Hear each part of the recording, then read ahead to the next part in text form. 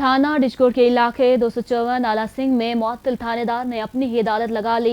मेहनतकश के घर घुसकर सरकारी राइफल से फायरिंग करने से इलाके में खौफ और खिरास फैल गया। डिशकोट 254 आला सिंह में मुअत्तल एसएचओ ने गरीब मेहनतकश के घर घुसकर मोहम्मद बूटा और इसके बेटे साबर का तशद्दुद का निशाना बनाया। मुतासरीन के मुताबिक मुअत्तल एसएचओ और इसके मुसल्लह साथी फायरिंग भी करते रहे, जिसके दर्जनों खोल पुलिस के हवाले कर दिए। वजह कबूतरबाजी बताई जा रही है। मेरा नाम साबर है, चोरी मुख्तार है, उनका बेटा जी एसएचओ कैसर गुजर ਸਾਡੇ ਘਰ ਆ ਕੇ ਫਾਇਰਿੰਗ ਕੀਤੀ ਹੈ ਜੀ। ਸਾਨੂੰ ਤਿੰਨਾਂ ਚੋਂ ਭਰਾਵਾਂ ਕੱਢ ਕੇ ਘਰੋਂ ਕੁੱਟਿਆ ਜੀ, ਨਾਲ ਵਾਲ ਸਾਹਿਬ ਨੂੰ ਕੁੱਟਿਆ।